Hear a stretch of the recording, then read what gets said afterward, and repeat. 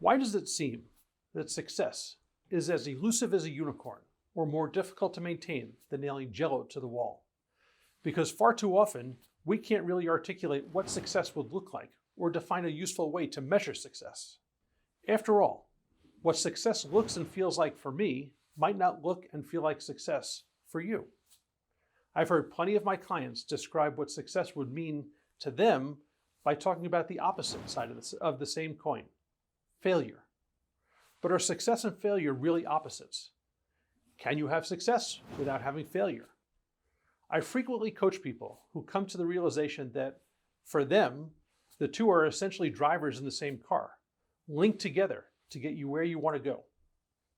A client of mine, who almost always shows up as energetic and enthusiastic and full of passion, recently showed up for a session in an uncharacteristically down mood.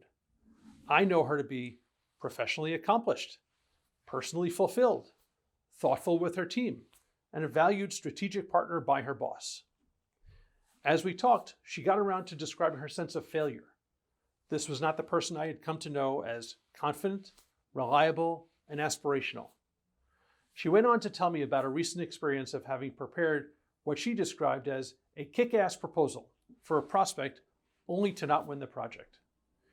Encouraged to explain some more, she acknowledged that the client loved her proposal, but that the incumbent firm had an inside track and that he was already looking for future opportunities to work with her. I listened until she finished and reflected back what I had heard. You delivered a great proposal for a company you didn't know. They were bowled over by your content and your approach. And they're already looking for future opportunities to work with you. Did I get that right? Yes, she said, to which I asked, now, exactly how is that a failure? She thought about it and laughed and finally relented and said, I guess it wasn't. If there was any failure at all, it was in not having a sense of what success would actually look like. Her only measure of success going into it was winning the project. Her vision became narrowed, where anything other than winning the project would have been considered a waste of time or a colossal failure.